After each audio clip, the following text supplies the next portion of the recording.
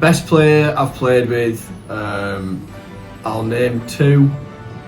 With respect to ability, there's a guy called Shane Battock who hasn't been mentioned so far because nobody else is as old as me apart from Scotty. But Scotty wasn't even playing at Tong Park when Shane Battock played. The year was 1999, and a Kiwi by the name of Battock came over.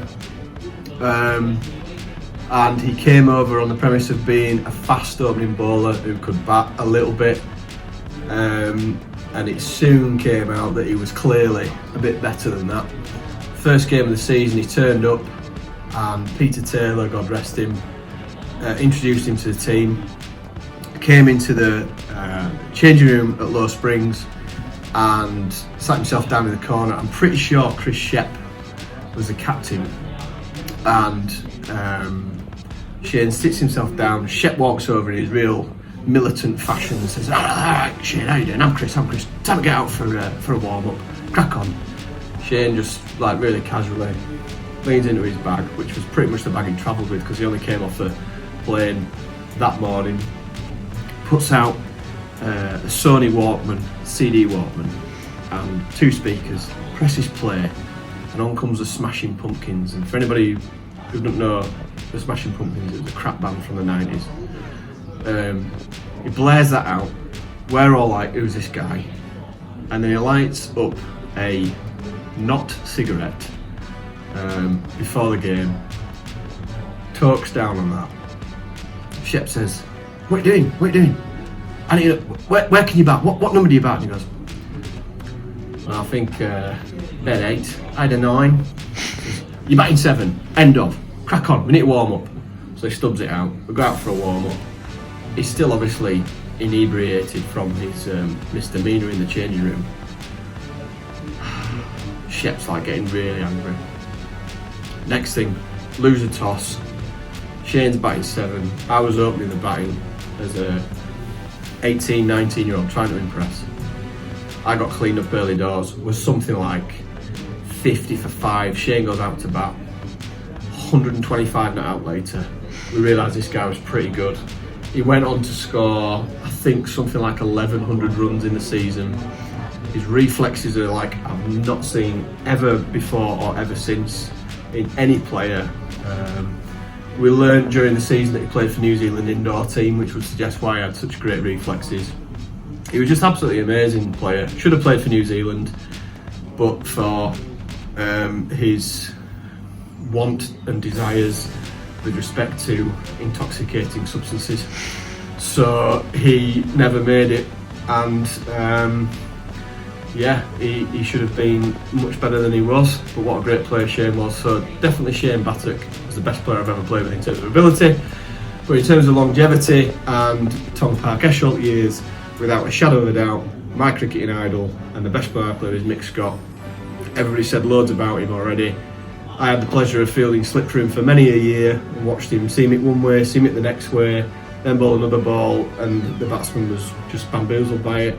It was fantastic to watch. It was fantastic to take catches off him and just laugh at the amount of opposition who thought they were going to get the better of him that he just made a mockery of. So Scotty, in terms of a TPE player, definitely.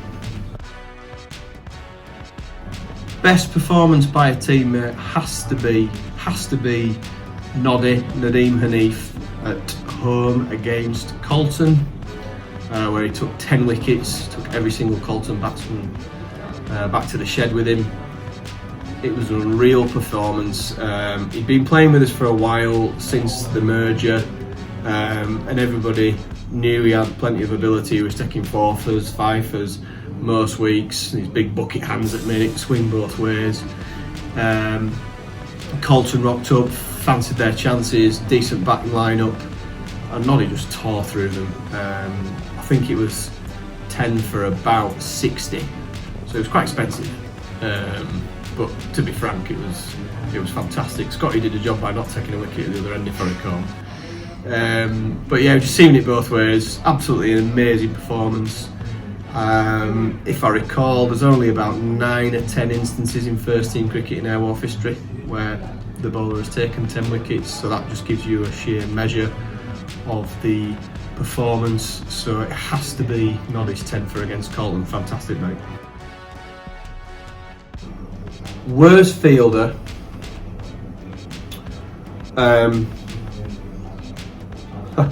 There's been that many that it's like untrue, but I'll give some honourable mentions first. Probably like 3 honourable mentions, and I'll get to my main focus. Berkey, I know he's had a lot of slaver about his fielding, rightly so, absolutely horrendous. His effort is medium at best. I've seen it when it's a bit more than medium, because he tries a bit harder in the first team, bless him. But his hand-eye coordination for a guy who is actually quite good at cricket is like, you've never seen anything like it. I've seen him drop some absolute clangers. The funny thing is, right, if it was a pint of lager, he'd never drop it. So I don't know what he's playing at. His ground fielding is non-existent. But he's not getting the worst award, because I have seen him take a couple of good catches. And like I say, when he's been in the first team, filling or doing a job with the bat, not fielding, he's actually tried really hard. So I'll give him a bit of credit where credit's due. So he doesn't make number 1. Honourable mention for Merv. I think he's escaped well in these teammate sessions by not being called the worst fielder, because he just does not try. He does not move. He does not move. However, the reason why he doesn't get me worst fielder is because I've seen the highlights from the weekend where he took a decent grab at slip. But I think the proof is in the pudding with that, though, because I saw the celebration when he threw the ball in the air, and frankly he moved faster doing that than he ever has on the field when he tried to stop a ball. So Merv, you're pretty close. But I'll let you off number 1. Groomy, I mean, he can't get the worst number either, because he's taken some great catches in really sort of high pressure moments in games, and you've got to give him credit for that. But notwithstanding that, he chases after a ball and he runs, correction, he trots, and trots is like the fastest he's ever gone after a ball, and he'll tell you that he's gone as fast as he can, and he timed the pants off that ball, was never going to catch it, and you're just like, well, if you'd have broken the sweat, you might have got there, Groomy. So, and he's sort of perfected the art of diving over a ball over the years. My God, has he done that. So Groomy's close, but like I say, some great catches once or twice. But actually, the worst fielder is down to one specific performance a very, very long time ago, away at Menston. I'm going to say it was about 1997 or 8. There's a guy called Pete Batley, and there won't be many people who watch this who know who Pete Batley is. But Pete was not a batter, he wasn't a bowler, definitely wasn't a fielder. So what he was doing on a cricket field on Saturday afternoon, I've got no idea. I've not seen him for 20 years, so hopefully I'm not going to annoy him too much with this. But we're away at Menston, I'm opening the bowling for the second team, and my bowling was awful.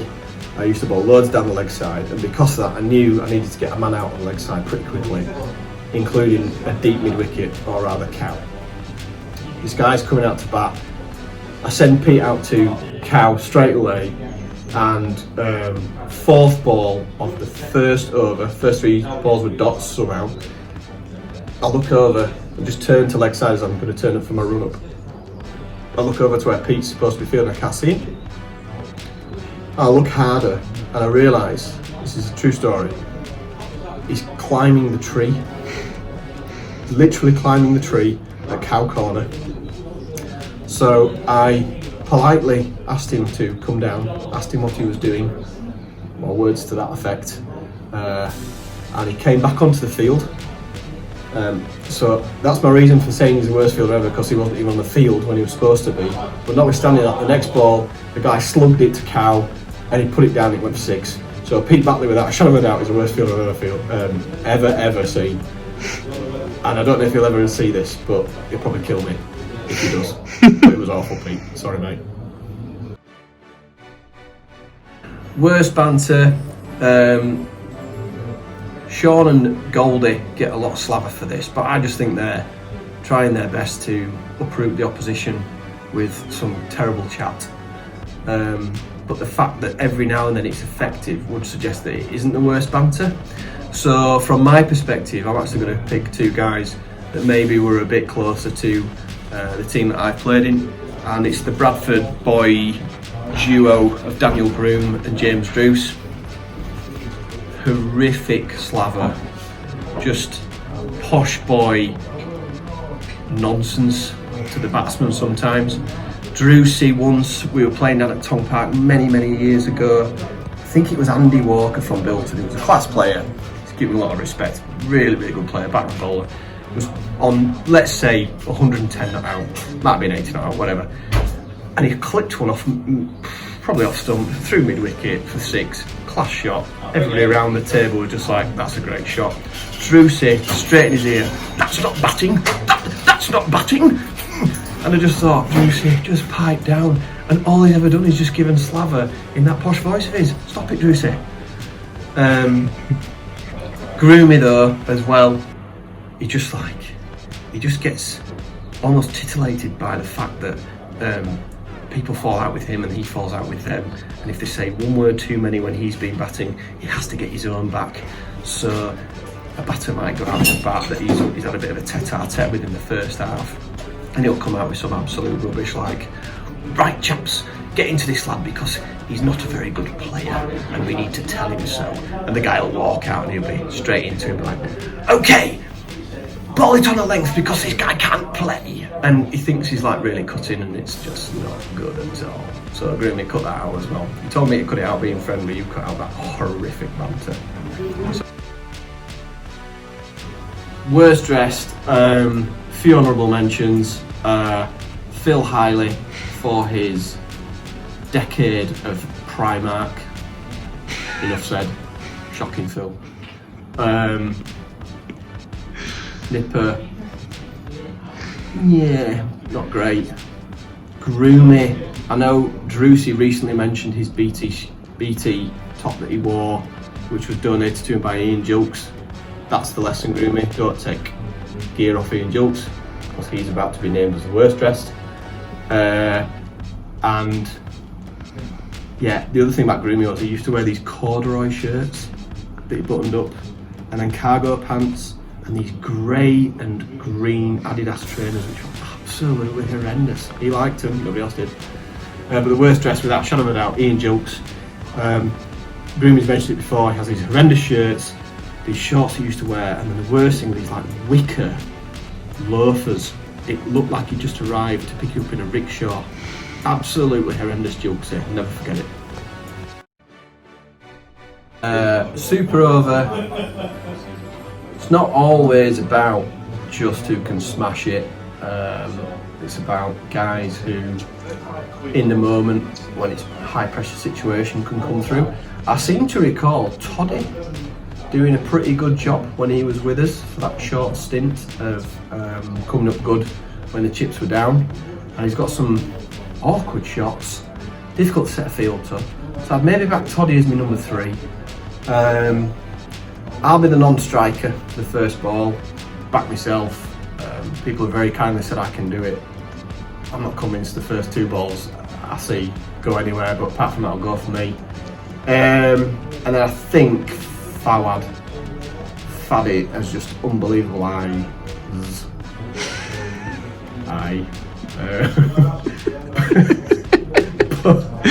but when he uses it, it's unbelievable. He's got such fast hands, great shot making ability. He really does go from ball one when he's in form. So definitely Faddy to face the first ball. Bowling, I can't use people outside of the TPE area, but if I could, honourable mention would absolutely be Steve Young. Youngie was just one of the best bowlers I've ever seen operate. Just went for nothing. Him and Scotty, when they came back from Skipton, were unbelievable. They never got a bowl because those 2 bowled 25 overs each week. It was horrendous. But you'd have Steve.